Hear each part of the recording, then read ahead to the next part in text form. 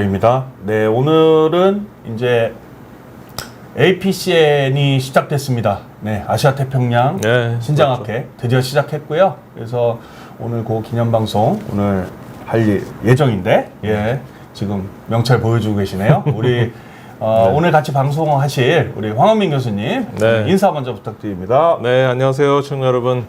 건양대병원 신장내과 황원민입니다. 오늘 또 이렇게 날씨 너무 더운데요. 6월에 또 이렇게 자주 뵐 수 있어서 또 좋고, 또 오늘은 콩팥병의 미래에 대해서 한번 말씀드리도록 하겠습니다. 네, 뭐 앞으로 진짜 자주 뵐 가능성이 높아요. 우리 황원민 교수님이 이제 차기 집행부의 홍보이사님이 되셨습니다. 네, 그래서 아마 이제 대한신장학회의 홍보를 전담하시게 됐는데, 어깨가 무거우세요. 네, 어깨가 아주 무거우시고 같이 짊어지시죠. 저도 몰랐는데 저도 홍보위원회에 본인 동의 없이 집어넣으셔가지고 어쨌든 내일 회의 가겠습니다. 일단 오늘은 사실 여기 나와 있는 지금 APCN과 KSN 2024 어제부터 코엑스에서 시작을 했고요. 이게 뭐 신장학회 올림픽이라고 해도 과언이 아닐 정도로 맞습니다. 지금 등록이 한 3,200명 정도 지금 등록을 해서 코엑스에 굉장히 많은 외국 선생님들이 와서 저도 어제 깜짝 놀랐어요. 갔더니 진짜 국제학회 같더라고요. 맞습니다. 그리고 또 이번에 APCN 조직위원회에서 일을 하고 계시는데 우리 홍 교수님 뿌듯하시겠습니다. 아주 그 서울을 인조이하고 계십니다. 아주 뭐 정말로 여러 나라에서, 그리고 이렇게 우리나라에서 뭘 이런 해외학회 한다고 하면은 굉장히 오고 싶어하는 분들이 많아요. 최근에. 그래서 그렇죠. 뭐 사실 저희가 잘해서 그런 것보다는 여러 가지 우리나라의 K 문화들이 발전되면서 관심이 많아졌다. 그래서 또 강남 코엑스에서 하니까 또 더 많이 오시는 것 같아요. 그러니까요. 아주 그냥 서울의 K컬처의 중심지인 강남에서 열리고 있는 APCN을 기념한 방송입니다. 방송은 오늘 일단은 황원민 교수님을 모시고 콩팥병의 미래 어떻게 될 거냐에 대한 얘기 나누고요. 내일은 또 우리 홍보위원회에 계시는 유명 블로거 우리 최아란 원장님, 닥터 키드니 선생님 모시고 콩팥 때 좋은 음식 뭐 그때 달라요. 뭐 이런 재밌는 제목을 가지고 내일 또 한 번 더 뵐 수 있도록 그렇게 하겠습니다. 일단은 오늘 교수님이 콩팥병의 치료 앞으로 어떻게 될 거냐, 사실 뭐 관심들이 많으세요. 뭐 이게 계속 투석을 받으셔야 되는 분들이 투석 없이 살 수 있는 날이 올 것이냐, 뭐 이식은 앞으로 어떻게 바뀔 것이냐, 뭐 이런 질문들 많이 하시는데 우리 황 교수님이 또 뭐 이런 미래 신장학 이런 데 또 관심이 많으시잖아요. 그렇죠. 제가 그 첨단 과학의 도시 대전에 있지 않습니까? 그렇죠. 그러니까 미래를 보는 쪽으로 해서 의학도 뭐 우리 공학도 발전하지만 의학도 이렇게 발전을 굉장히 빠르게 하고 있는데, 사실 콩팥병의 치료에 대해서 지금까지는 굉장히 그 좀 어려운 치료, 힘든 치료들이 많이 남아 있다고 하는데, 그런 것들을 어떻게 극복할 수 있느냐, 현재 또 어떤 일이 전 세계적으로 벌어지고 있느냐, 이런 것들을 좀 말씀드리면서 희망을 좀 드리려고 오늘 방송을 하도록 하겠습니다. 일단은 저희가 오늘 말씀드릴 내용 중에는 진짜로 이제 미래의 의학적인 내용들이 있고, 현재 뭐 이제 구현이 안 될 수도 있는 것들이지만 지금 현재 연구되는 것들을 우리 교수님 말씀해 주실 건데, 특히나 우리 건양대학이 유성에 있어요.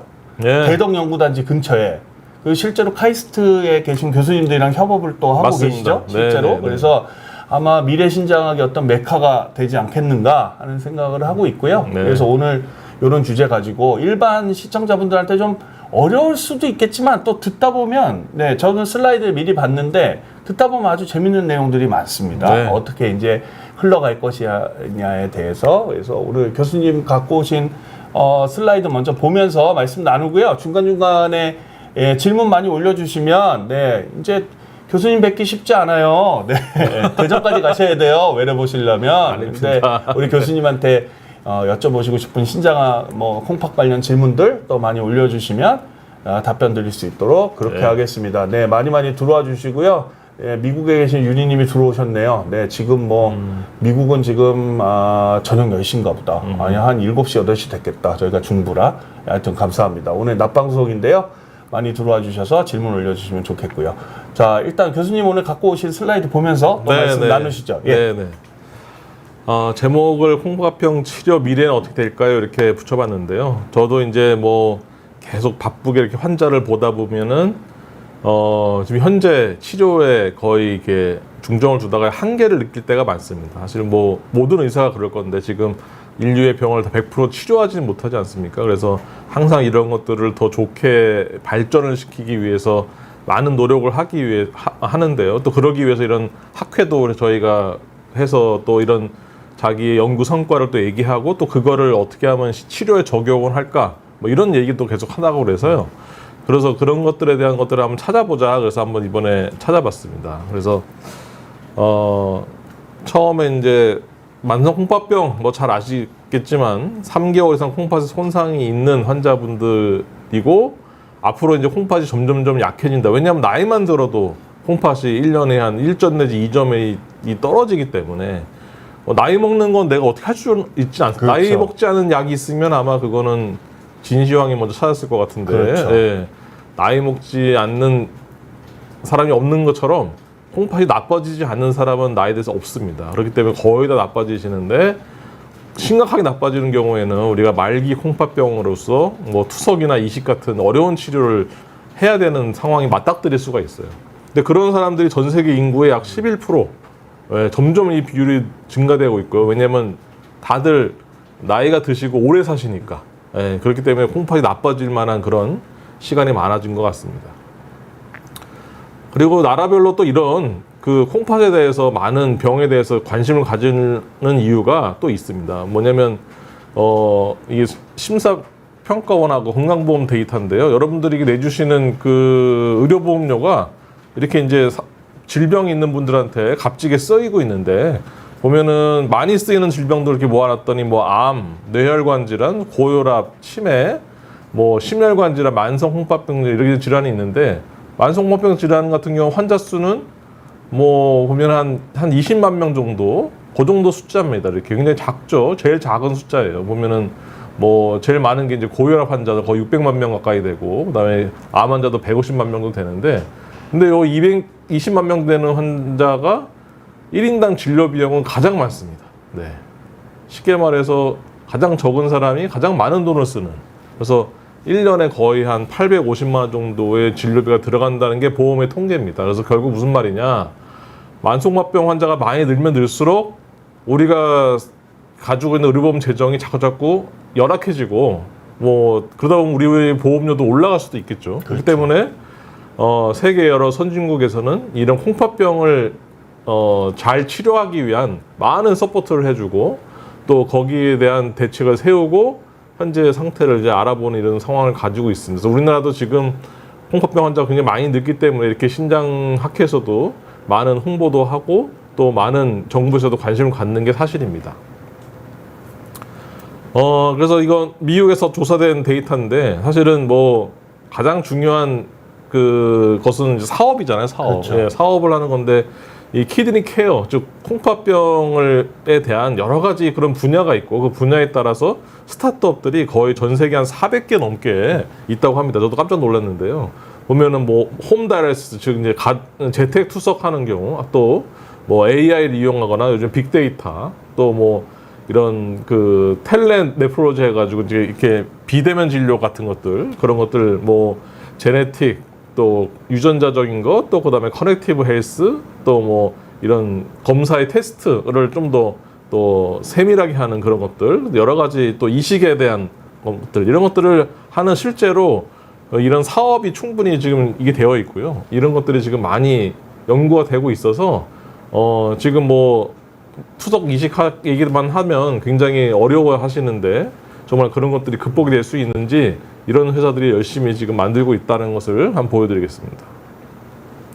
이거는 이미 나온 겁니다. 이미 나온 거. 2015년에 네. 보시면 조금 이렇게 좀 복잡하게 생겼긴 했는데 보시면은 여기 멜빵이죠. 멜빵 이렇게 밴드에다가 이렇게 여러 가지 기구를 소형화시켜서 요게 이제 우리 다이엘라이저 투석을 하는 필터죠.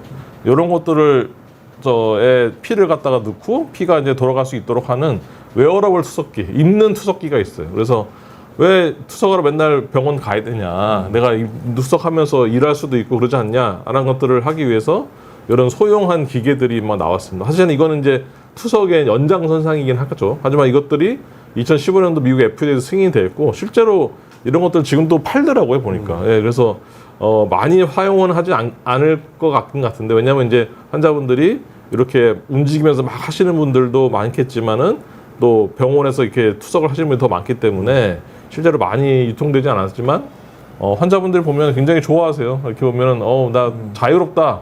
이렇게 자유롭고 나 이렇게 잘 할 수 있다. 그래서 뭐 춤도 추고 이렇게 할 수 있고 실제로 한 5kg 정도 된다고 합니다. 5kg. 저게 이제 사실은 되게 유명한 사진이거든요. 그렇죠. 앞에 있는 저 웨어러블 키드니는. 근데 5kg밖에 안 나간다고요? 네. 저는 킬로는 몰랐는데 네. 생각보다 그렇게 많이 무겁진 않네요. 그렇습니다. 네. 그래서 뭐 충분히 이렇게 갖고 춤도 출 수 있을 정도로 이렇게 할 수 있다고 있는데 그래도 좀 버거워 보이긴 합니다. 사실은. 그렇죠. 네. 5kg 정도면 네. 등산 가방 정도 네. 되는 무게일 것 같고 네. 저 어깨에도 저분 같은 경우 어깨에 뭐 저거 손물 넣죠. 예, 이렇게. 보호대 같은 거를 넣긴 넣네요. 좀 네. 배기기는 모양이네요. 네, 체구가 작으신 분들 네. 같은 경우에는. 그래서 이분도 같은 보면 이렇게 아마 이 가슴 쪽에 있는 관을 이용해서 네, 네. 이렇게 피가 좀 돌아서 여기 보이는 하얀색 이런 그 피 정화하는 이런 시설이 여기 약간 좀 붉게 좀 물들었잖아요. 네, 네. 그래서 이렇게 피가 전체적으로 이렇게 흐른다. 이렇게 해서 우리가 투석을 이렇게 할 수도 있다. 그러니까 결국 병원에 이렇게 묶여서 투석하는 4시간씩 투석하는 거에 대해서 굉장히 힘들어하시기 때문에 이런 것들이 또 개발되었습니다. 저거는 아마 이제 배터리가 얼마나 오래 가느냐가 맞습니다. 제일 중요한 문제겠네요. 네, 그죠? 네. 24시간 동안 계속 돌리면 콩팥처럼 제일 좋은데 그렇죠. 저게 이제 배터리 계속 콘센트를 꽂아놓기는 어려울 거니까 충전용으로 아마 되는 네. 걸로 알고 그러니까요. 있고요. 저 배터리 용량이 네. 제일 중요하겠네요. 네, 그래서 아마 배터리 자체도 굉장히 경량화되고 굉장히 펑션이 좋아지면은 아마 이런 것들도 좀 더 웨어러블도 더 발전할 수 있을 거라 생각이 듭니다. 그렇기 때문에 의학은 공학이랑 떨어질 수가 없어요. 그러니까요. 같이 가야 될 네. 수밖에 없거든요. 그래서 지금 뭐 사실은 전기차 처음 나왔을 때 네, 맞습니다. 우리가 네. 이렇게 될 거라고 상상을 못 했는데 네, 지금은 네. 뭐 완전히 그냥 뭐 바닥에 그냥 얇게 깔려가지고 이렇게 네. 하고 있는 것처럼 네네. 예, 저거 진짜 굉장한 기술이고 지금 저희 지금 미국에서 실제로 지금 상용화가 되어 있다 네, 이렇게 네. 말씀드려야 네. 될 것 같고요. 네. 그 사이에 뭐 질문들 좀 올라왔는데 교수님 그 전에 우리 저 쉬운 건강의 안지현 선생님이 두 스타 선생님 반갑습니다. 저보다는 우리 저 황원민 스타 아닙니다. 교수님 모셨는데 네. 네 반갑습니다 해주셨고요. 고래밤님이 질문 주셨어요. 소변검사 때 단백뇨가 나왔는데 신장내과 가야 할까요? 평소에 관리를 어떻게 해야 할지 고민이 큽니다. 관리 비법이 따로 있을까요? 제일 많이 흔히 네. 접하는 질문이실 건데 뭐라고 맞습니다. 답변 주시겠습니까? 단백뇨가 나왔다고 하면은 단백뇨가 이제 얼마나 나오는지, 그 다음에 정말 단백뇨가 정말 나온 건지, 다른 혈뇨가 있는지 없는지 전체적인 소변 검사를 다 봐야 되는데 단백뇨가 정말 나왔다 그럴 경우에는 어쨌든 콩팥의 혈관에 문제가 있다고 보는 게 좋습니다. 물론 이제 아주 젊은 나이거나 그런 경우에는 우리가 이제 생리적 단백뇨라고 그래서 별로 병이 없는데도 불구하고 이렇게 단백뇨 나오는 경우도 있긴 있습니다만 어느 정도 나이가 있으신 분 경우에는 이게 혈관이 손상이 돼 있다. 그래서 미세혈관 손상을 시킬 수 있는 여러 가지 병들, 고혈압이나 당뇨병이나 아니면 또 심장 자체에 있는 사고체 신염 같은 이런 병들이 있을 수 있기 때문에 원인을 찾아보는 게 가장 중요합니다. 그리고 단백뇨가 양이 그렇게 많지 않다고 하면 사실은 좀 두고 봐도 됩니다. 이게 막 눈에 보이듯이 펑펑 솟거나 막 이런 건 아니거든요. 그래서 굉장히 예민하게 우리가 체크를 해서 미리미리 병을 발견하기 위한 것으로 이렇게 검사를 하기 때문에 이런 경우에는 이제 검사를 그런 결과에 따라서 원인에 따라서 얼마 간격으로 검사를 할 것이냐 또는 약을 쓸 것이냐 말 것이냐 이런 것들이 또 나중에 정말 좀 심각한 병이 생각이 된다 그럴 경우에는 심장 조직 검사 같은 것도 해야 된다 이런 것으로 설명을 드리고 있습니다. 일단은 뭐 고래밤님 같은 경우에는 이제 기저질환 혹시나 뭐 고혈압 당뇨 같은 기저질환이 있으신지 이런 거를 좀 체크를 해보시면 또 많이 도움이 되실 것 같고요. 안수현님이 MRI 조영제는 신장에 영향이 없나요? 저희가 하도 CT 조영제만 얘기를 많이 했더니 네. MRI 조영제는 괜찮나요? 이렇게 여쭤보시는 분들 꽤 있어요. 뭐라고 답변 주시겠습니까? 요즘에 MRI 정말 많이 찍으시더라고요. 보험도 되고 또 이렇게 머리 쪽 MRI도 많이 찍으시고 또 검진할 때도 MRI 찍는 경우도 있던데 보니까. 근데 MRI 조영제는 이 자체가 좀 그 CT 조영제랑은 성분이 다르긴 다릅니다.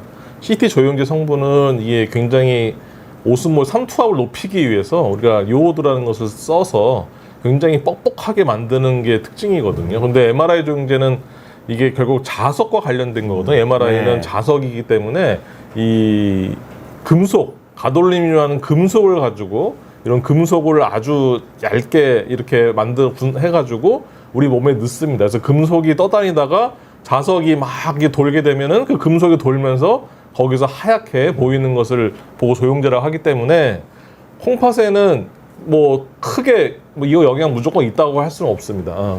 근데 문제가 하나가 있긴 있어요. 신장에 영향은 없기는 없는데 콩팥이 조금 나쁜 분들이 MRI를 찍게 되면 우리가 이제 이 피부라든지 이런 여러 가지 그런 관절이나 이런데 그런 아까 말했던 그런 금속이 침착이 돼서 이게 섬유화가 되는 그런 병이 아주 드물게 생길 수 있습니다. 이거 꼭 흔한 건 아닙니다. 흔한 건 아니고 생길 수 있어서 그런 것들이 보고가 되긴 하는데 근데 그런 거를 지금 현재까지는 막을 방법이 없어요.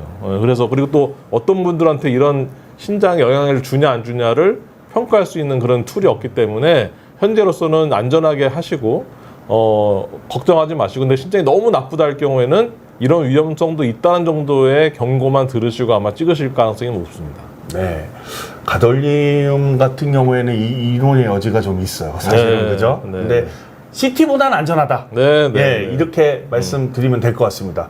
아, 넘어가려고 그랬더니 중요한 질문이 올라왔어요. 햇들날님이 이식을 하신 지가 24년. 진짜 관리 잘 하신 거죠? 네. 24년이면. 평균 어느 정도 쓴다고 말씀하세요? 신장 이식 후에? 요즘에는 거의 뭐 20년은 넘으시는 분들이 꽤 많습니다. 그죠? 네. 근데 저분도 굉장히 관리 잘 하셨는데 네. 요새 이제 크레아틴 수치가 4.1까지 올랐다고 말씀을 하세요. 투석해야 하나요? 불안하네요. 이러셨는데 저런 환자분들 꽤 보실 텐데 외래에서 네, 뭐라고 말씀 주시나요? 뭐 24년간 관리를 엄청 잘 쓰셨기 때문에 환자분들이 뭐 이렇게 잘못해가지고 이렇게 생긴 건 아닙니다. 그래서 근데 4.1까지 나온다는 얘기는 이제 점점 콩팥이 기능이 약해진다. 우리가 이제 만성으로 이렇게 이 거부 반응이라고 얘기도 하긴 하지만 결국 콩팥이 그만큼 많이 이식받은 콩팥이 이제 많이 이제 늙어진 거예요. 그렇죠. 늙어진 거고 또 그 사이에 여러 가지 면역 억제제들 때문에 또 고혈압이나 또 당뇨병 이런 것들 때문에 콩팥도 당연히 병이 생깁니다. 그렇기 때문에 콩팥이 나빠지는데 4.1 정도라고 하시고 연세가 좀 있으시면은 그 사고 체결율이 꽤 낮으실 거라 그렇죠. 생각이 들어요. 네. 네. 그래서 그런 경우에는 신대체요법을 다시 해야 될 필요가 있는데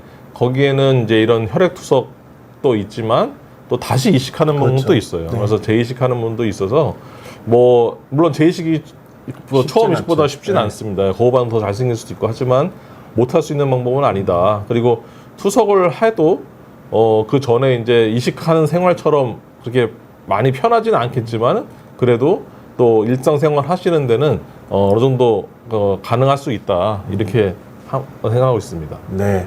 햇들라님이 아마 오늘 이 내용이 관심이 많으실 것 같다는 생각이 듭니다. 네, 앞으로 네, 어떻게 네. 될 것이냐. 네. 사실 투석 안 할 수 있으면 제일 좋겠지만, 네, 그런 상황일 것 같고요. 지키진님이 이제 소변 자주 보는 과민성 방광이 신장 질환과 관계가 있냐 이렇게 물어보시는데 사실 저런 경우에 비뇨기과를 가셔야 되는데 저희한테 오는 경우도 왕왕 있어요. 그렇죠. 예. 소변이 너무 자주 나온다고. 네, 네. 근데 이제 저거는 비뇨기과 선생님을 보시는 게 좋을 것 같고 신장 질환이랑 관련이 있나요? 신장 질환보다는 제가 보면은 이제 방광에 이제 과민성이 그죠. 있는 그런 상황 또는 여자분이시면은 그 만성 방광염 그렇죠. 때문에 방광이 되게 두꺼워지고 방광 용적이 작아지면은 저런이 잘 생기기 때문에 소변에 그런 균이 있는지 없는지 방광염이 자주 생기는지를 체크해 보시고 또 그걸 치료하면 또 좋아지시는 분도 많아요. 그래서 그렇게 한번 접근하시면 좋겠습니다. 과민성 방광은 뭐 요새 좋은 약들이 꽤 네, 많이 나오고 맞습니다. 있어서 네, 네. 비뇨기과 선생님들과 물론 저희도 쓰긴 하지만 저희보다는 비뇨기과 선생님들이 메인이시니까 비뇨기과 선생님과 상의하시기를 부탁을 드립니다. 두 번째 꼭지 또 말씀 주시겠습니까? 네, 두 번째는 보시다시피 아주 팬시하죠. 신장이 이렇게 보면은 밑에 이런 박스가 달려 있어서 사실은 이식할 때 콩팥을 여기다 답니다. 그렇죠. 네. 네, 같은 위치네요. 여기다가 잘라서 이식을 하는 줄 아시는 분이 굉장히 많습니다. 근데 이제 그렇지 않고 여기 방광과 가까운 곳에 이식을 해서 이렇게 혈관을 잇고 소변이 만드는 거 하는 이런 기계, 아티피셜 키드, 인공 신장, 저희가 이제 이런 게 나오게 되면 투석을 할 필요가 없죠. 그렇죠. 네. 그래서 이런 신장을 실제로 만들었던 거를 2023년도에 이게 네이처에 나왔던 건데 꽤 따끈따끈하게 나온 겁니다. 그래서 크기는 보면 이렇게 뭐 굉장히 작은 UCSF라고 이제 샌프란시스코 대학에서 만든 네. 거예요. 캘리포니아 주립대의 SF, 그렇죠. 네, 샌프란시스코에 있는 분교죠. 네, 그래서 이렇게 작은 것으로서 영향을 준다 그러는데 이걸 보면 이 안에 보면 이렇게 여러 가지의 층이 있는데 이제 모식도를 보시면 피가 이렇게 지나가게 되면 콩팥에 있는 세포들을 여기다 이식을 이렇게 시킵니다. 이렇게 세포를 이렇게 발라서 여기다 이렇게 바르죠. 바른 다음에 여기 실리콘과 관련되어 있는 걸 해서 굉장히 사람의 인체에 공학적으로 이제 적합한 물질을 통해서 이 피에 있는 노폐물을 양쪽으로 걸러내서 다시 깨끗한 곳으로 가는. 여기 네모칸에 있는 쪽에 이제 세포가 이렇게 이식이 되어 있는 겁니다. 그래서 이제 우리 콩팥의 세뇨관이라고 하죠. 세뇨관. 결국 이제 우리 물과 이런 노폐물을 교환할 수 있는, 깨끗하게 할 수 있는 필터 역할을 하는 세뇨관을 작게 이렇게 만들어 보자 해서 이렇게 만드신 거고, 이거를 이렇게 쉽게 해서 아주 작은 소형 투석기를 우리 몸에 이제 이식을 하는 그런 것들을 이 연구하는 그 쪽에서 굉장히 한 10여 년 이상 연구를 진행해 왔고요. 지금은 이제 사실은 콩팥을 완전 100% 대체할 수는 없습니다. 이게 보면은 이 사람들이 만든 거는 지금 근위세뇨관 쪽만 지금 구현을 한 거예요, 사실은. 그렇죠. 근데 네. 콩팥은 여러 가지 굉장히 다양한 역할을 하는 군데군데 이렇게 하는 일이 다 달라요. 그렇죠. 또. 네, 그렇기 때문에 그걸 다 합쳐야지만 완벽한 콩팥이 이제 100% 될 건데, 근데 그 중에서 하나 정도를 지금 해봤다 생각하시면 됩니다. 그래서 여기 팀에서는 이런 거를 그러면은 한 5개 정도 이렇게 더 층새 만들면 되지 않을까 이렇게 생각을 하시는 것 같아요. 자, 그 다음에는 이제 인공신장 저런 건 이제 개발되는 중이다 이렇게 드렸고요. 그 다음에 재택 투석에 대해서 우리 또 이동영 원장님 제일 전문 분야이신 네, 홈 다이렉스인데 네. 보면 이렇게 환자분이 집에서 본인이 이렇게 투석을 하고 요런 조그마한 투석기를 가지고 네. 집에서 잘 활용할 수 있고 본인이 조절도 하고 할 수 있는 겁니다. 그래서 뭐 매일 투석할 수도 있고 매일 조금 투석할 수도 있고 본인이 바쁘면은 하루 건너뛰고 할 수도 있고 여러 가지 그래서 굉장히 자유로운 그런 방법이 가능할 수가 있게 되는데 다음 사진이 아주 충격적인 사진입니다. 네. 보시면은 여기가 어디입니까? 콜로라도. 네. 콜로라도 덴버강입니다. 이게 덴버강인데 보시면은 그냥 이분 보시면 그냥 뭐 뗏목 타고 있는 분인데 왜 이걸 제가 가져왔지 했지만 잘 보시면은 투석기가 있죠? 있습니다. 여기. 네, 배 위에서. 예. 네. 뗏목에다가 투석기를 갖다 놓고 네. 이렇게 투석을 하고 계신 게 보여요. 표정을 보면은 나 놀러 와서 너무 좋다 이런 표정이시잖아요. 그렇죠. 그래서 이 보시면은 굉장히 그 자유로운 그런 이 스페이스라든지 저희 공간이라든지 이런 시간의 자유로움을 줄 수 있는데 이런 재택 투석에 굉장히 도움이 될 것 같다. 그래서 이런 분야는 많이 발전하고 있습니다. 저게 이제 미국의 넥스트 스테이지라는 PPL 아닙니다. 우리나라에 안 들어와 있으니까 넥스트 스테이지라는 회사에서 만든 기계고 이제 FMC라는 회사에 인수가 됐거든요. 저희가 맞습니다. 지금 저 환자분처럼 지금 기계를 저렇게 놓고 지금 자세히 보시면 저게 이제 저희 재택투석에 관심 많은 사람들은 저 사진을 보면 뭘 보냐면 지금 저분이 바로 올려놓고 있는 저 은색 캔 같은 박스 있잖아요. 요거. 예. 저게 저 안에다가 기계를 넣고 다녀요. 네. 그래서 저거를 배에다 실으면 배 위에서 할 수 있고요.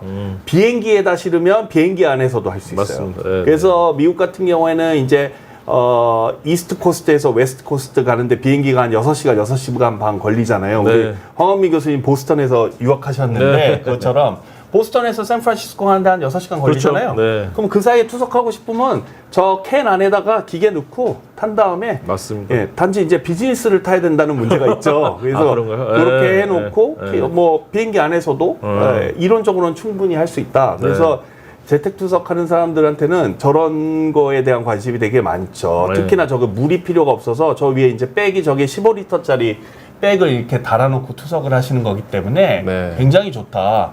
저는 이 사진은 처음 보는데 진짜 예 넥스트 스테이지 홍보대사처럼 네, 나오셨네요.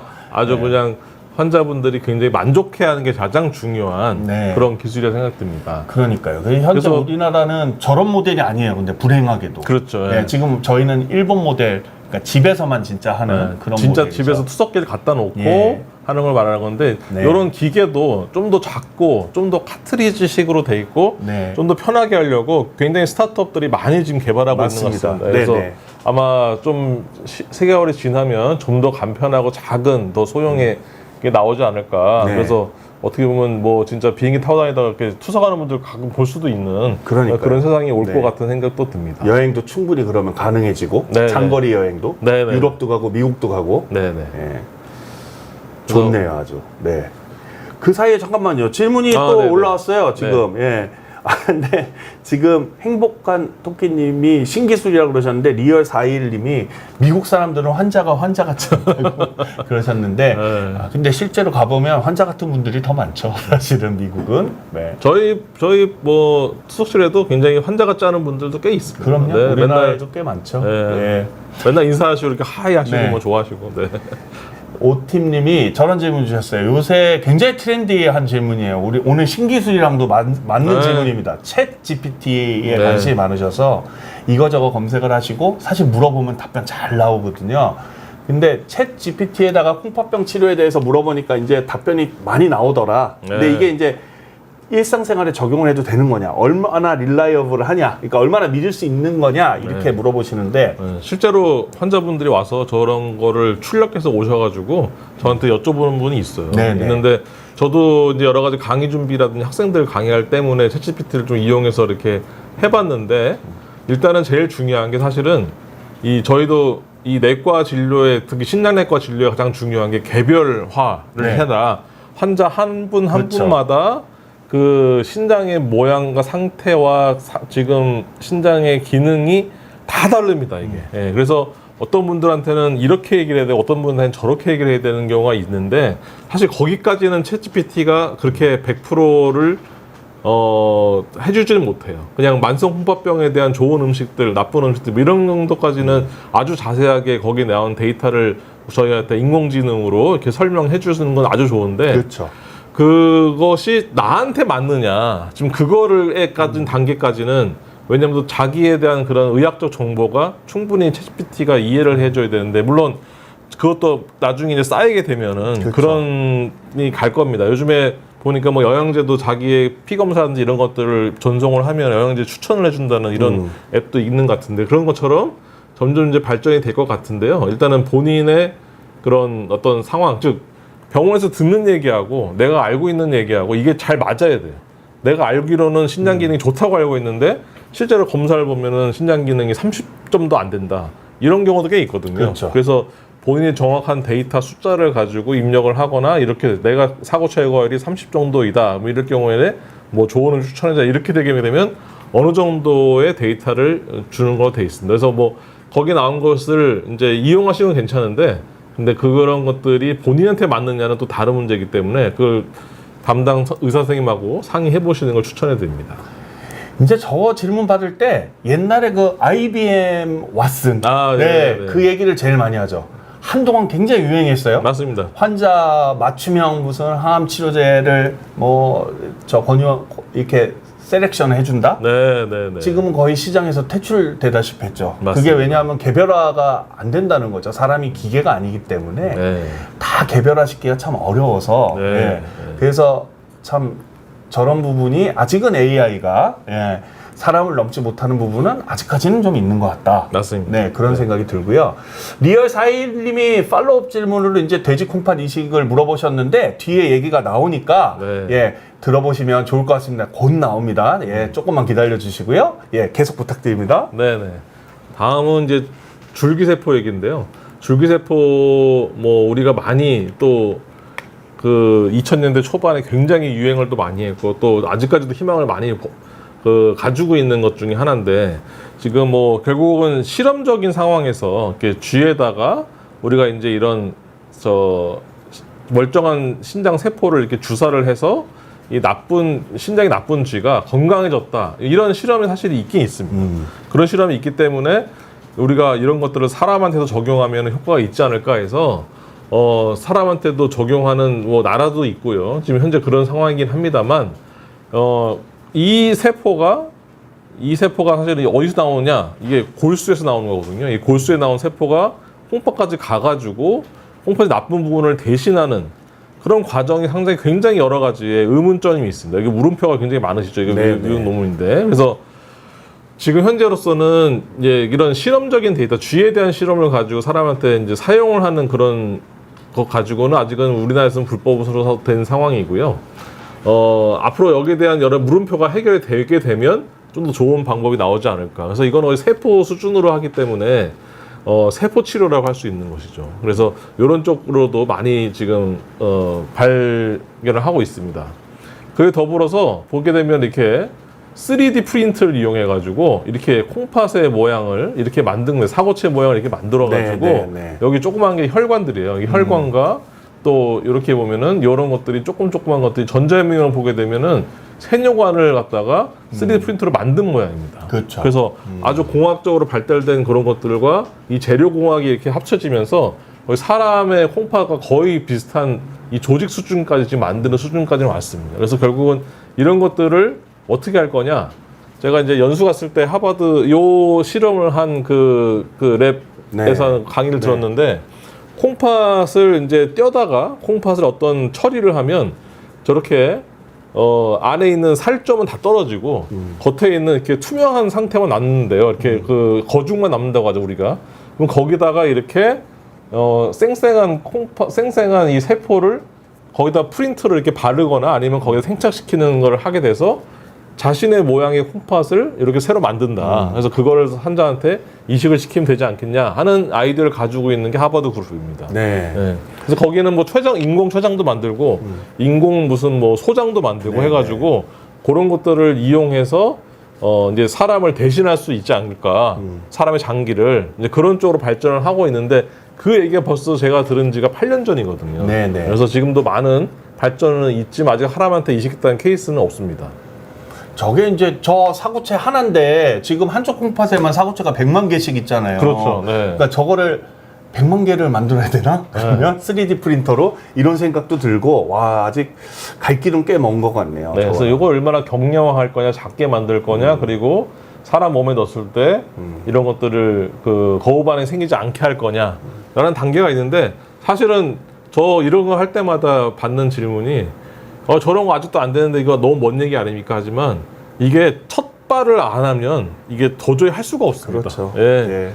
우리 뭐 저기 유튜브에서 봤는데 푸시업을 하루에 100개씩 하는 할머니가 있는데 할머니한테 어떻게 그런 비결이 뭐냐 봤더니 첫날 한 개를 한 것 때문에 내가 이때까지 왔다 이거예요. 그러니까 이렇게 한 개, 두 개를 만든 것들이 나중에는 100만 개 이상을 쉽게 만들 수 있는 기초가 되기 때문에 여러분들 좀 뭐 인내심을 가지시고 좀 더 기다려 주시면은 좀 더 좋은 그런 기술들이 더 개발될 것 같습니다. 저랑 같이 신장내과 같이 한 문모 교수님이 하버드에서 얼마 전에 와서 저랑 저녁을 먹는데 한 얘기가 굉장히 인상 깊었어요. 향후 10년 내에 혈액투석실은 없어질 것 같아 라고 아주 자신감 있게 근데 하버드에서 저런 일들을 하고 있었군요. 정말 그랬으면 환자 입장에선 참 좋겠다. 그렇죠. 그런 생각은 하고 있고 뭐 저희야 어떻게든 살겠죠. 계속해 주시죠. 그리고 이제 가장 관심이 많으시고 또 매스컴을 많이 탔던 우리 이종 장기 돼지 콩팥 이식이죠. 그래서 영어로는 제노 트랜스플란테이션이라고. 제노라는 건 이제 다른 장기끼리 하는 것인데 생각보다 역사가 좀 됐어요. 이것도 보면 2021년에 이게 이제 뉴욕에 있는 뉴욕 대학이죠. NIU 뉴욕 대학의 란군 헬스케어 센터에서 2021년에 이제 이런 걸 처음 시작하고 지금 5번째 콩팥인데 이거는 이제 누구한테 했냐면은 이 살아있는 그러니까 정상적인 활동하는 사람은 아니고 뇌사자. 뇌사자분한테 이제 그분의 기증을 받아가지고 그분이 이제 결국 심장은 뛰고 있으니까 뇌사는 됐지만 심장은 뛰고 있으니까 장기 기능은 돌아갈 거 아닙니까? 그래서 그런 분한테 돼지 콩팥을 이 환자에 맞는 돼지 콩팥을 넣어보자 해가지고 이식 수술을 하는 장면입니다. 그래서 그랬더니 32일간 이 돼지 콩팥이 잘 역할을 해서 그 환자가 생체적으로 충분히 역할을 하더라. 이렇게 나온 것들이 이 지금 미국에서 작년 8월에 2024년 8월에 이렇게 나온 겁니다. 그래서 굉장히 이때부터 센세이션했죠. 맞아요. 예. 네. 왜냐하면 보통 이제 그 전까지의 연구는 한 일주일 내지는 5일 정도만 생존했다가 네네. 한 달을 넘어간 건 처음으로 나왔기 때문에 굉장히 센세이션했는데 뭐 하버드가 무서운 대학이 한 것처럼 여기 MGH라고 세계에서 네. 가장 중요한 가장 오래되고 가장 또 그렇죠. 저명한 그런 종합병원인데 미국에 있는 매사추세츠 종합병원인데 네네. 이분이 세계 최초로 이 살아있고 정상적인 생활을 하는 사람이 이런 돼지 콩팥을 이식을 받고 한 2주 만에 퇴원했습니다. 나이는 한 62세 되시는 분이에요. 네, 가운데 계신 저 흑인 남자분이시죠? 이분이시고 이분이 이제 이 사모님이시고 옆에 이제 의료진들이 이게 사진을 찍었는데 이게 퇴원할 때 찍은 사진이래요. 그래서 이게 퍼스트맨이다. 퍼스트맨. 네. 예, 지구상에서 퍼스트맨이 언제 했냐? 이게 2024년 4월에 뉴스가 나왔습니다. 그래서 네. 3월 말쯤에 이제 수술을 해서 4월쯤에 퇴원을 하셔가지고 굉장히 여기 보면은 뉴스에서 이게 이제 좀 BBC 뉴스였는데 네. 그라운드 브레이킹한 서저리라고 했어요. 네, 맞습니다. 천지가 개벽할 네. 그럴 수술을 받고 환자 멀쩡하게 거론하게 잘 나갔다. 그래서 굉장히 저희도 이거 뉴스 나왔을 때 이제 그러니까요. 신장내과는 끝난 게 아니냐. 네, 이제는 돼지를 키워야 되지 않을까. 신장을 키우는 게 돼지를 키워야 되지 않을까 생각을 들 정도로 돼지 콩팥에 대한 그 희망이 높았었습니다. 그래서 사실 돼지 콩팥을 이식을 어떻게 하느냐 간단하게 설명드리면 이게 돼지 콩팥을 떼어가지고 그냥 붙이는 게 아니고 돼지를 나랑 비슷한 형태의 이런 면역 돼지를 만들어요. 그래서 우리가 이런 이 돼지에 있는 면역으로 이제 다른 사람의 면역으로 공격받지 않도록 이런 걸 돼지가 아닌 것처럼 숨겨진 것을 유전자 조작을 다 합니다. 그렇죠. 네. 이번에는 한 63개 정도 유전자를 조작했다고 하는데 그 조작 방법은 이 크리스퍼9이라고 Cas9이라고 하는 Cas9이라고 하는 그런 유전자 가위를 이용해가지고 네, 네. 우리 몸에서 쉽게 말해서 이 걸리적거리고 문제가 될 만한 데 다 잘라내는 거예요. 잘라내고 문제가 없는 부분만 딱 남겨놔서 우리 몸에 이걸 이식을 시켜도 이게 돼지 건지 사람인 건지 모르게 하는 그렇죠. 예, 그런 기술을 성전하게 됩니다. 그래서 이거를 돼지를 놓고 이 새끼를 낳으면 이 새끼를 키워서 돼지를 하기 때문에 이 면역에 중요한 역할을 하는 흉선을 같이 붙여가지고 이렇게 이식을 한다고 합니다. 그래서 이런 과정을 거치기 때문에 뭐 이 과정마다 얼마나 난관이 많았겠습니까? 그래서 이런 것들이 거의 한 연구된 건 한 20-30년 넘게 된 거고 지금 사람에까지 이제 이식까지 됐었는데 아쉽게도 이분이 이게 5월 달에 나온 그 기사죠. 기사인데 네, 네. 한 2달 만에 돌아가셨어요. 그러게요. 예. 네. 그래서 이분이 굉장히 저도 이분한테 돌아가신 거에 대해서 굉장히 인류의 어떤 의학 발전에 엄청난 도움을 주신 분이라 생각이 듭니다. 얼마나 많은 데이터가 있었겠습니까? 근데 그러니까요. 돌아가신 게 근데 이 돼지 콩팥이 잘못돼서 돌아가신 건 아니라고 그래요. 예, 맞습니다. 정확한 사인은 안 나왔는데 그래서 보다 보면은 아직까지 이식에 대한 그런 면역학적인 그런 기술은 굉장히 우리가 한번 2달 정도까지는 확실하게 입증이 됐다. 그리고 일상생활도 충분히 했던 분이다. 이런 거에서 이런 유전자 가위가 있어서 유전자를 조작하는 그런 내용에 대해서가 좀 더 확실하게 되고 그 다음에 또 이분이 돌아가신 원인을 좀 더 밝혀내서 미국은 그런 거에 대해서 굉장히 철저하게 그렇죠. 부검 같은 것도 네, 하잖아요. 그래서 이런 것들에 대해서 하게 된다고 하면은 그 다음 사람이 받을 때 좀 더 이런 2달 내지 2년, 3년 이렇게 올라가는 것이 될 것 같습니다.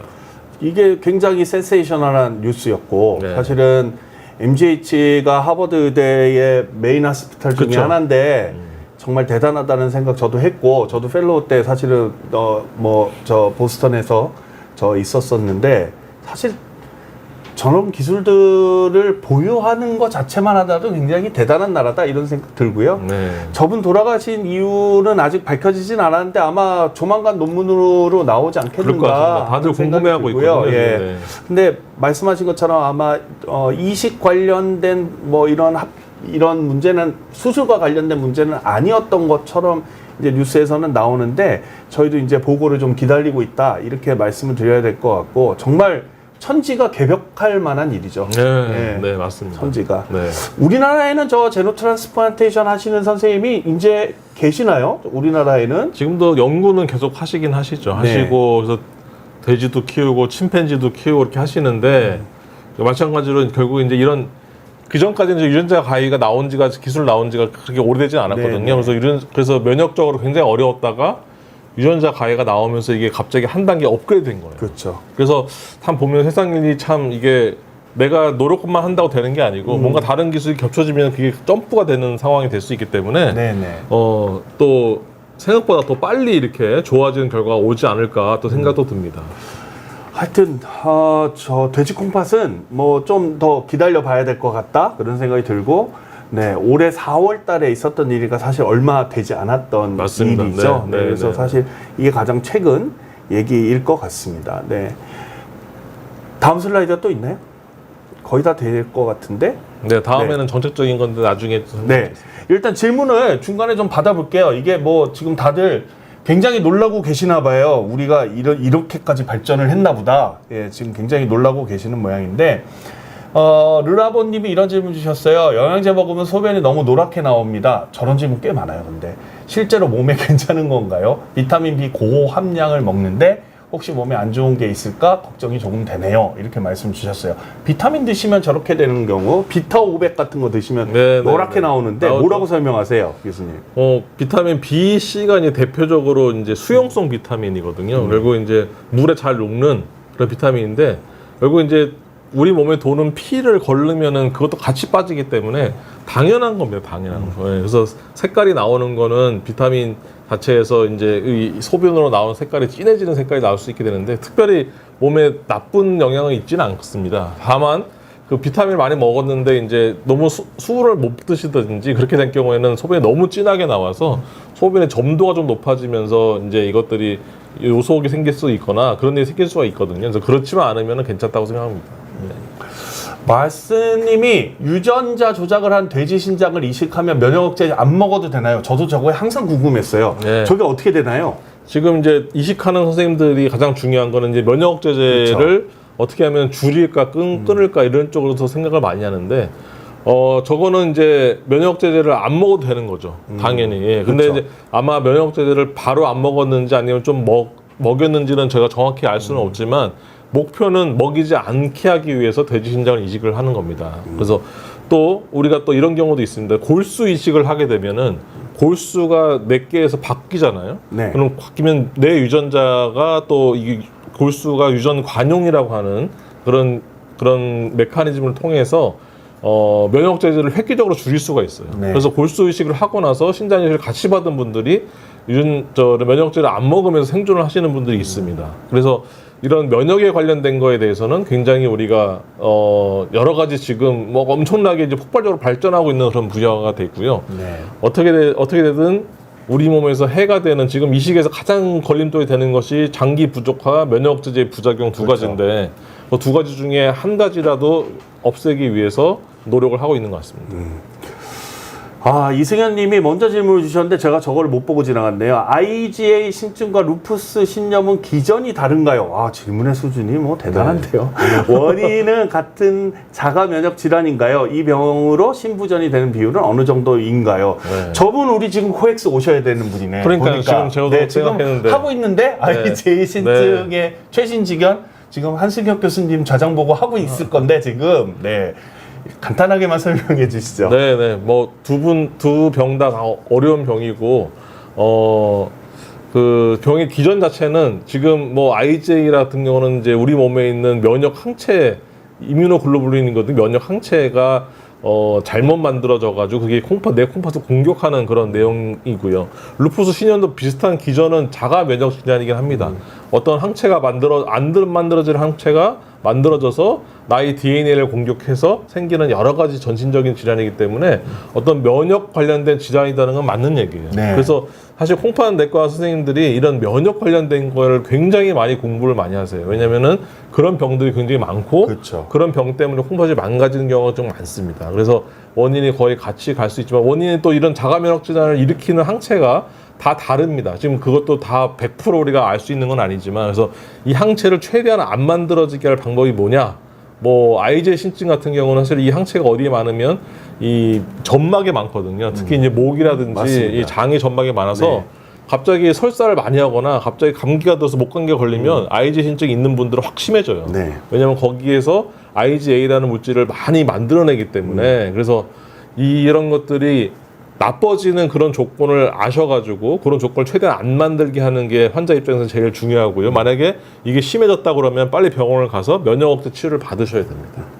두 개는 이제 기전이 다르고 네, 자가 면역 질환의 가능성은 좀 있다. 네. 그리고 신부전으로 가는 비율은 어떠냐 이렇게 물어보셨는데 IgA 신증은 어느 정도 될까요? IgE 신증은 보통 우리가 3분의 1, 30% 네. 이렇게 얘기하면 좀 너무 많다고 생각할 수 있는데 실제로 우리나라 같은 경우는 굉장히 환자분들이 자주 병원에 오기 때문에 그렇죠. 쉬운데 이게 IgE 신증이 모르다 갑자기 나빠지는 병원이거든요. 그래서 그런 경우에 외국의 보고에서는 굉장히 나쁘다고 생각이 돼 있습니다. 하지만 60% 정도, 그 중에 3분의 1 정도 환자분들은 저절로 좋아져요.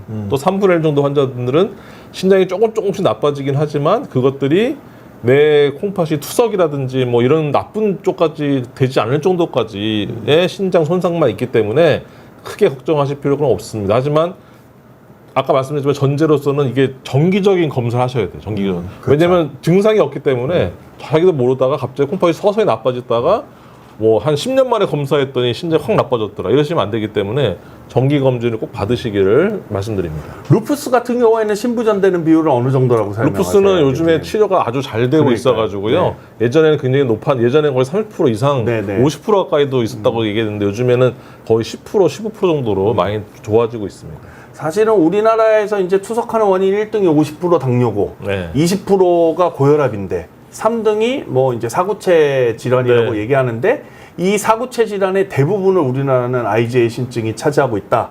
이렇게 봐도 되겠죠. 네, 그렇습니다. 예, 네. 그래서 아마 IgA 신증 환자분들이 그래도 꽤 있으신 걸로 보이는데 우리 두루미 31님이 질문을 지금 올려주셨는데 IgA 신증 진단받으신 지 12년 되셨대요. 근데 계속 엉덩이와 허리가 아파서 뭐 진료를 받고 계시는데 구조적인 문제는 전혀 없고 류마티스 내과를 가보라 라고 얘기를 들으셨다고 하는데 IgA 신증이 있으면 이런 다른 자가 면역 질환, 그러니까 강직성 척추염이라든지 이런 게 같이 생길 가능성이 있느냐, 그러니까 전신에 합병증이 있을 수 있느냐를 물어보시는 것 같아요.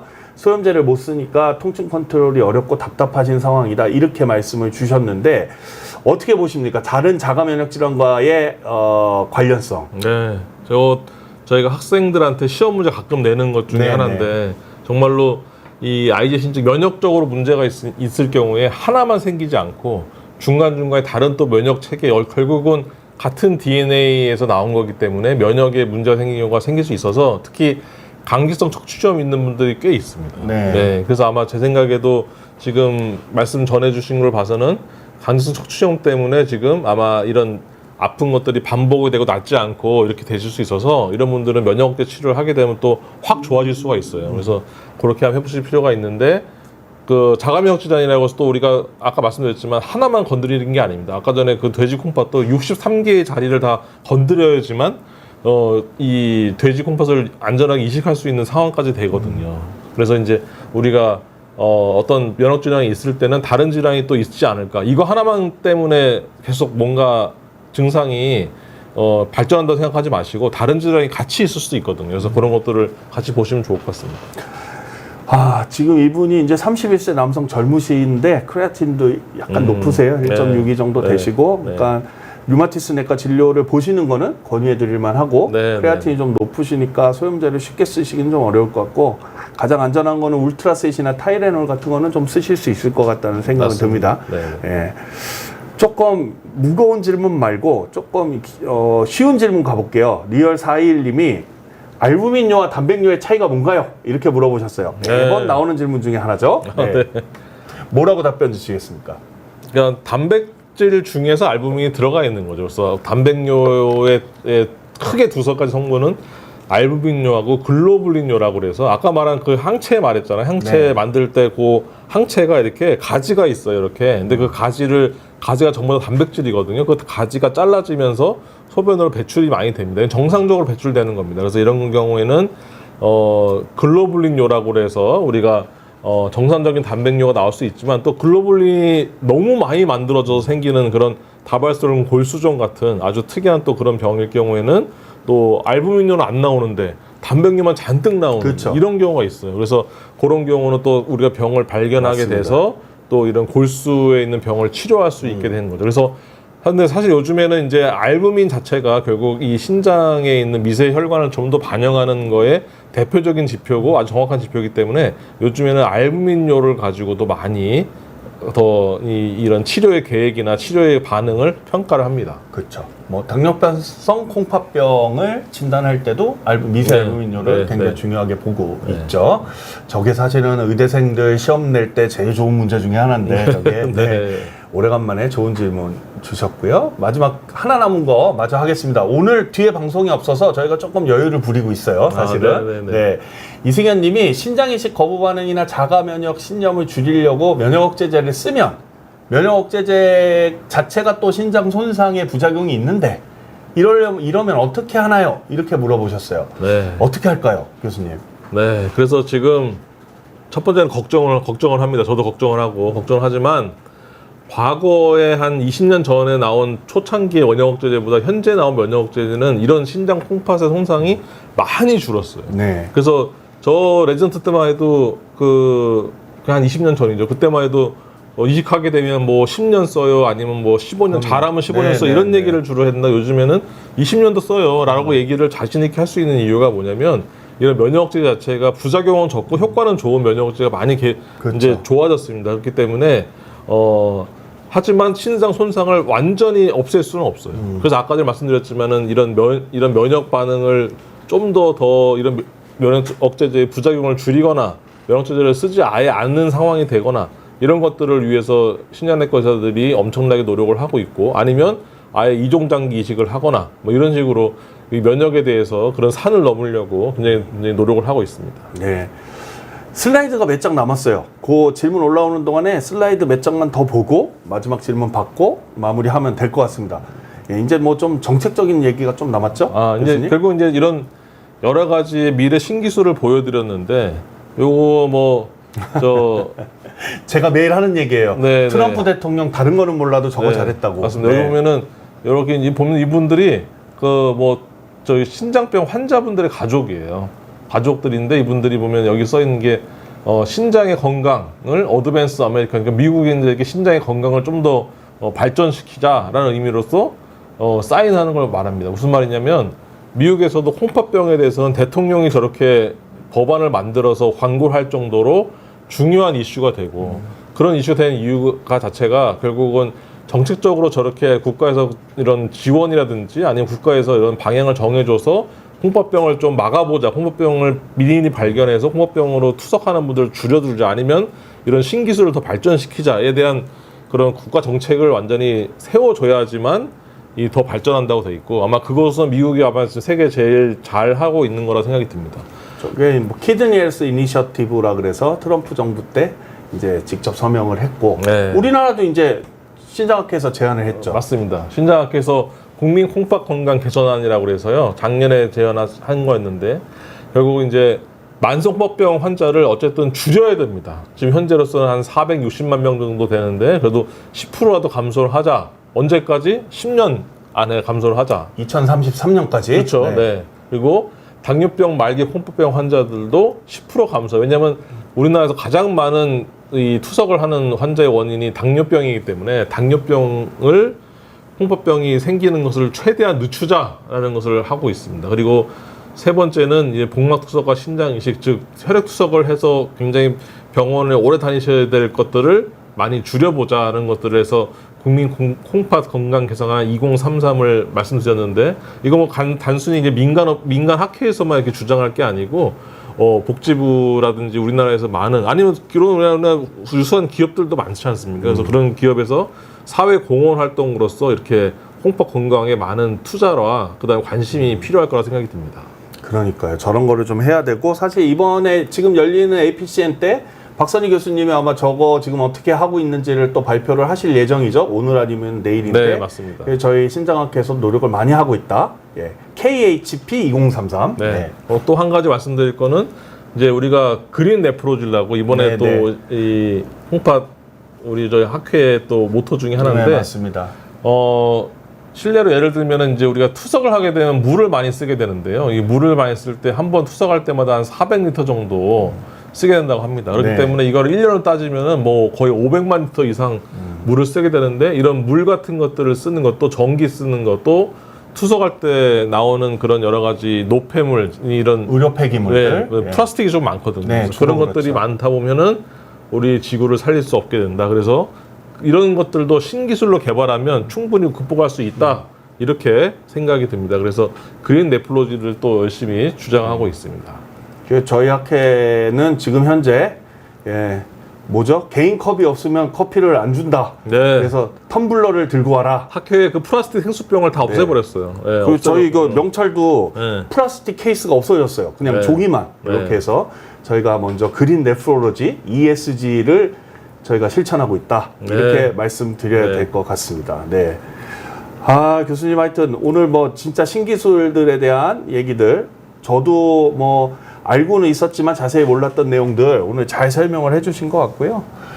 질문이 이제 2개 정도 남았어요. 저것까지 하면 이제 오늘 마무리하면 될 것 같은데요. 영숙님이 선생님 저 질문 오늘 족보 같은 질문들이 거의 다 나오네요. 50대 네. 여자분이시고 입이 자꾸 말라서 물을 하루에 2리터 이상 드신대요. 너무 많이 먹는 것은 아닐까 걱정이 되는데 물 하루에 얼마 정도 먹으면 콩팥에 무리가 가지 않습니까? 이렇게 많이 물어보세요. 네. 저 물 많이 먹으면 콩팥이 좋아질까요? 교수님? 물을 많이 먹는다 콩팥이 좋아지지는 않겠죠. 근데 물을 적게 먹으면 문제는 생깁니다. 네. 근데 아주 많이 먹으면은 또 문제 생길 수 있거든요. 네, 이건 네. 이제 저온나트륨 혈증이라 그래서 우리 몸에 물이 너무 많이 들어가는데 너무 많이 들어가는 거의 기준은 거의 한 10리터 이상입니다. 네, 10리터 이상. 그렇기 때문에 한 2리터 정도 드시는 거에 대해서는 크게 걱정하실 필요는 없을 것 같고요. 실제로 뭐 자기 몸무게에서 곱하기 한 뭐 10에서 한 7 정도까지는 뭐 충분히 가능하다 뭐 이런 얘기도 있습니다. 그래서 그렇기 때문에 뭐 한 2리터에서 3리터 사이 정도까지 드시는 거에 대해서는 크게 문제는 없을 거라 생각이 듭니다. 저게 이제 작년인가? 뭐 어디 외국 기사에 물을 뭐 저렇게 많이 먹는 거 별 큰 의미 없고 물 많이 먹으면 소변 많이 나올 뿐이다. 그냥 이렇게만 나왔던 그런 기록이 있으니까 뭐 그런 뭐 기준은 없다. 그냥 목마르면 드시라 라고 네. 얘기하시는 게 맞을 네. 것 같고요. 네. 준투님이 네페콘 해외에서 효과를 보고 있나요? 네페콘이 국내에는 언제 사용 가능할까요? 저게 이제 사실은 우리나라 분들이 이걸 되게 많이 보시나 봐요. 이 외국 이런 거. 저게 이제 IJ의 신약으로 치료제. 나와서 네. 우리나라에 언제 들어오냐 이런 질문들 많이 하시고 실제로 환우 모임 카페나 이런 데서 언급이 많이 되는데 국내 사용이 가능할까요? 오늘 사실은 우리 이거 방송하는 시간에 저 얘기 하고 있을 것 같은데 맞습니다. 못 가봐가지고 네. 그 아까 한 10시쯤에 그 네페콘 회사에서 뭐 그 프레젠테이션 하는 걸 좀 잠깐 들었다 왔는데 부스가 왔나요? 이번에 APC 때? 왔어요. 왔나요? 맞습니다. 그래서 해외에서 어느 정도 효과를 보고 있는데 효과라는 거는 보통 한 이 신장이 나빠지는 속도를 한 20%에서 30% 사이 정도 나빠지는 쪽으로 지금 현재까지는 보고 있습니다. 결국은 이것도 면역 치료이기 때문에 사람마다 반응이 좀 다를 수는 있습니다. 하지만 면역 치료를 최대한 줄이기 위해서 나오는 거고 또 염증을 갖다가 줄여주는 치료로서 이 효과가 좀 있습니다. 그렇기 때문에 우리나라에서도 써보면 좋겠다고 생각이 드는데 근데 제 생각에는 이제 이런 약에 대해서 100% 또 이렇게 너무 또 여기 약을 의지하다 보게 되면은 저 약이 또 안 들을 수도 있거든요. 근데 그래서 제일 중요한 거는 일단 생활 관리가 제일 중요했어요. 그래서 아마 준투님이 아까 전에 그 젊으신 분 아닌가 모르겠는데 그런데 보면은 크레아틴이 높아지거나 이제 몸의 신장이 나빠지게 하는 결국은 내 몸이 지치거나 힘들면 그렇습니다. 그래서 그거는 몸도 그렇고 마음도 그래요. 정신적으로 지치거나 잠을 잘 못 자거나 아니면은 몸적으로 너무 힘들거나 지칠 정도까지 몸을 쓰게 되면 콩팥이 분명히 손상이 갑니다. 그래서 내가 어느 정도 활동을 하다가 한 이 정도면 내가 힘들겠다 하면은 멈추셔야 돼요. 그래서 한 80% 정도만 일하셔라. 콩팥 좋아지려고 막 마라톤하고 막 자전거 막 10km씩 타시는 분도 있어요. 근데 그렇게 되면 오히려 콩팥이 더 안 좋아지는 경우가 있기 때문에 이런 생활 관리에 좀 더 노력을 해주시고, 뭐 국내에 들어오는 거에 대해서는 뭐 사실 제일 걸림돌이 이 보험이죠, 보험. 예. 수가. 예, 보험 비용. 수가. 네. 그래서 나라에서 허용을 해줘야 되고, 또 우리나라는 모든 약이 건강보험 관련해서 뭔가 평가를 받아야 되기 때문에 그런 것들에서 통과가 되는데, 생각보다 뭐 1년, 2년 걸리는 약도 있고 3년, 4년 걸리는 약도 있습니다. 그래서 미국에서는 벌써 쓰는 약인데 못 쓰는 약도 꽤 있거든요. 그래서 그런 거에 대해서는 저도 아직 정확하게 정보를 알지는 못해서 뭐라고 말씀드리기 좀 어렵네요. 하지만 국내에서도 나중에 사용은 가능할 것 같습니다. 이게 결국 이제 보험 수가가 어떻게 결정이 되느냐에 따라서 공급하는 이제 외자사들이 어떻게 할 거냐. 사실 이게 어떤 우리나라에서 만든 약이라 그러면 모를까. 이게 다 외국 약들이다 보니까 그런 또 애로사항이, 의료진 입장에서의 애로사항은 있다, 이렇게 말씀드려야 될 것 같고요. 전 네펠콘 부스를 못 봤는데 이따 오후에 가봐야 되겠네. 들어온지 몰랐어요. 네.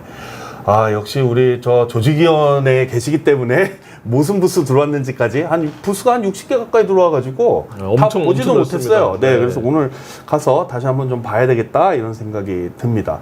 오늘 뒤에 방송이 없어서 오늘 교수님이랑 조금 여유 있게 진행했고요. 이제 벌써 1시 돼서 오늘 방송 마무리해야 될 것 같고, 대한신장학회는 이제 이번 달에 학회가 끝나면 다음 달 7월부터 이제 우리 새로운 홍보이사님께서 주축이 되셔서 아마 비욘디와 또 한 달에 한 번씩 또 좋은 콩팥 관련 컨텐츠 가지고 여러분들 찾아뵐 예정이니까요. 네, 우리 황 교수님, 본인이 사회 보셔도 될 것 같은데? 제가 봐서는 잘하시니까. 네, 바쁘신 게 문제이긴 하지만. 네. 네, 그래서 홍보위원회 중심으로 해서 열심히 해보겠습니다. 예, 그래서 비욘디와 계속 또 좋은 방송 이어갈 수 있도록 그렇게 하겠습니다. 오늘 황 교수님 오늘 바쁘신데 와주셔서 감사드리고요. 네. 오늘 방송 여기까지입니다. 저는 내일 그 닥터키드니와 저녁에 다시 한번 찾아뵙도록 하고요. 여러분들 건강하십시오. 예, 오늘 방송 여기까지입니다. 감사합니다.